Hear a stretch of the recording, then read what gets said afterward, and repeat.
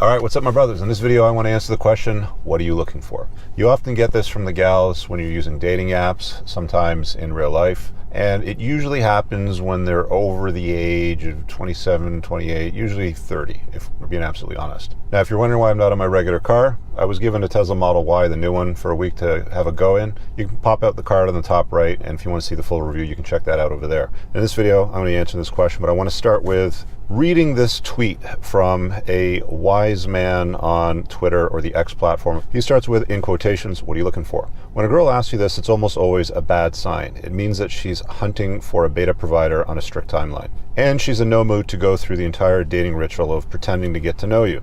She wants a husband, a sperm donor, and a co-parent yesterday. In case you're not paying attention, that means she won't have sex with you until you marry her. Girls who ask you what you're looking for will also typically give you the I don't believe in sex before marriage speech. So if you're thinking of just pulling a fast one on her, you can probably forget about it. The reason why she asks you point blank for you to show your cards is because she's sick and tired of having to guess your intentions and waste even more precious time. She wants to cut to the chase and screen you ASAP. Each menstrual cycle she goes through reminds her that she's inching much closer to permanent infertility and barrenness. To hell with getting to know you at that point, the clock is ticking. My go-to response when a girl asks me what I'm looking for is always, I don't know, it depends. What do you bring to the table? Hit them back with a question that they hate. Fight fire with fire. Now, this post from Jay Bayer, you might want to check him out on X. I'll have my editor put his profile up on the screen for you. I think he's spot on for the most part, with the exception of something like she's not going to have sex with you until marriage. What this really boils down to is these are, again, women trying to screen out guys that might potentially waste her time, that might not be that serious about a commitment. Women have two very distinct phases in life. When they're in their 20s, they're usually not that concerned with family, marriage, having children. They're more concerned with climbing the corporate ladder and or partying. That's often been called their party years. That's where they'll go to Europe and backpack for the summer. They'll go to Vegas, Cancun, Ibiza, the Greek islands for a tour on somebody's sailboat that she barely knows. Women will spend a good part of their 20s, again, either climbing a corporate ladder and or traveling. If they can blend the two, that seems to be the ideal situation. But at some point, by the time they get to their late 20s and they start to realize that some of their friends and their families probably giving them a little bit of pressure to settle down and to find a husband, that's when they start to take things seriously, because they realize that they're not quite as attractive as they used to be when they were younger. They realize that the hangover lasts a little bit longer. They realize that maybe all the cigarettes and the drugs that they were doing when they were partying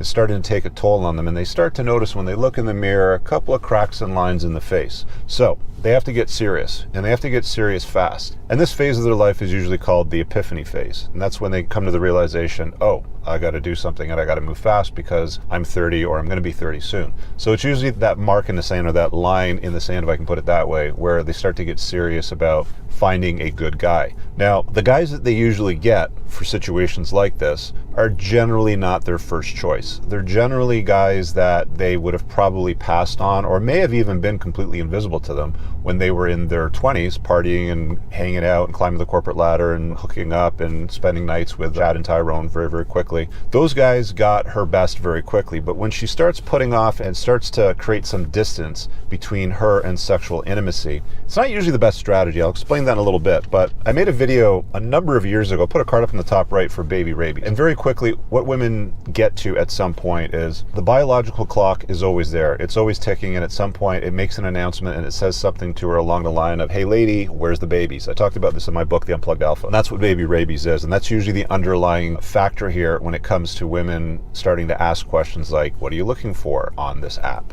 For example. What that boils down to, and again, there's an entire chapter in my book on this topic, is the notion of genuine burning desire. Because a woman that has genuine burning desire for a guy can't afford to push him away, scare him, say or do anything that might repel a hot dude. Ask her how long she made a guy wait that she was hot for when she was sailing the Greek islands in her 20s, when she was in Vegas for a weekend for her girlfriend's bachelorette party. They don't usually make handsome, high-value men wait. They don't ask them what you're looking for. What are you looking for here in this nightclub? If you know what I'm saying. What they do is they sort of move into their natural state, especially if she was drunk, the lights were dark, and it was that right time in the ovulatory shift that she just wanted to get with the guy. You don't want to be the what are you looking for guy. Unfortunately, over the age of 27, 30-ish or so, and then beyond that, there's a fairly strong contingent of women, especially on dating apps, that will try to make you wait. And this isn't a very good strategy. Guys really don't like paying a greater price for something that was giving away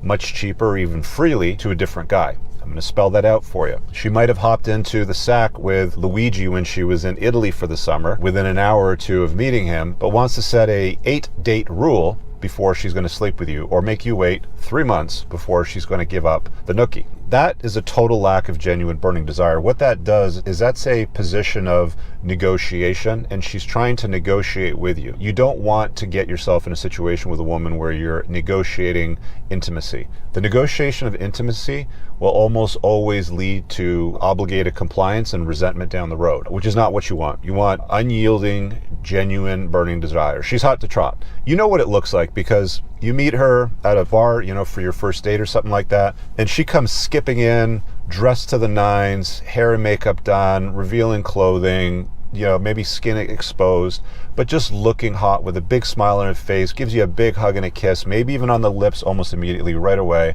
and is enthusiastic and smiling and a lot of kino, and she's touching you on the date. That's what genuine burning desire looks like. And any guy that's ever had that knows what it looks and feels like, and is also often in a position to say, hey, do you want to get out of here and go to my place or something like that? And they'll often take them up on that sort of thing. One of the great disadvantages of being in a position sitting across from a woman that's asking the question, what are you looking for, is these guys, because they're not her first choice, because she's not that enthusiastic about it, because she's setting rules for him. And I've said this before, but women will make rules for men that they see as beta males, and they'll break rules for men that they see as alpha. Again, ask her how long she made Luigi wait in Italy when she was there for the summer versus the guy that she's sitting across from the table explaining that she's got a 3-month rule before she'll be intimate with a guy, or maybe even, as our friend on X suggested, that she doesn't want to be intimate until she's married. She's saving herself for marriage, which is hilarious because you actually hear or see this often from women that often have children from prior marriages, from women that have spent their 20s partying, sharing her body with a lot of men, being highly promiscuous, and then all of a sudden they want to get right with God and not have any kind of sexual intimacy until they get married. This is a very, very bad place to be for a number of reasons, but primarily because you're not her first choice. Guys that sign up for a relationship with a woman that sit there and say something like, oh, well, I'm looking for a family too, and they have this conversation and she's like, well, I'd like to wait, 2 or 3 months before, we have any kind of sexual intimacy. And he's like, yeah, I'm all about that because I really like you and I want to know that this is a real deal. Guys like this are losers. They end up waiting 2 or 3 months for something that she gave away after sometimes 2 or 3 hours. And it's a bad look on them. She doesn't really like the guy. And these are the exact same guys, the vast majority of men anyway, that women tend to spend a lot of time getting married to, who they also, by the way, complain and whine about to their girlfriends and their family a few years after getting married and popping out the kids, and then realizing that they really don't have a lot of enthusiasm for this guy. He's annoying, he's incompetent, he's not resourceful, and she wants to untie the knot. And it's these guys, because she doesn't have genuine burning desire, because he was never her first choice, that get destroyed in the family court system. So, gentlemen, when you hear what are you looking for, now you know what it is that's going on. Now you know the backstory that led up to what are you looking for, and now you know how to navigate it correctly.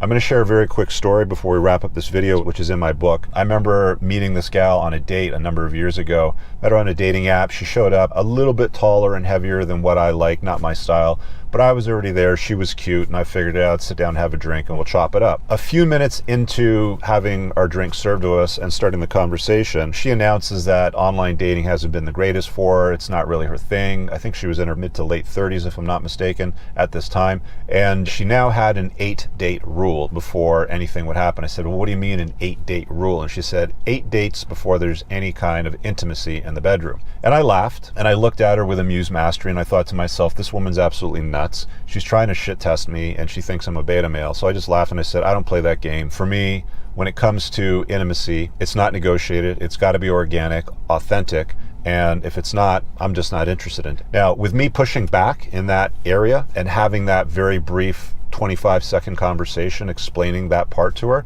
it was very interesting what happened next, because she made a gesture towards the bathroom and said, let's go right now. Now, one of the first times in my life, or one of the few times in my life anyway, that I had denied a strong advance from a woman. Again, she wasn't really my type, but that's how that can shift that quickly. It went from an 8-date rule to literally 15 minutes after I sat down at the table and had my first sip of my drink. So don't fall for it, guys. Don't play that game. Generally speaking, if you're a guy in your 30s or maybe early 40s and you got your life squared away, you're sorted, you have a good social network, you're influential, you dress well, you make a lot of money, you drive a nice car, you got a good house, all that sort of stuff, you should generally be staying away from the what are you looking for girl crowd. Date a little bit younger, date probably mid-20s before they start trying to negotiate these kinds of arrangements. And generally, you want to get her, if you're looking for a family, if you're looking for something long-term or a more serious basis, you want to get her before she's been running around and racked up the knots and ended up with a promiscuous past. Those women really aren't a good choice for a long-term relationship. So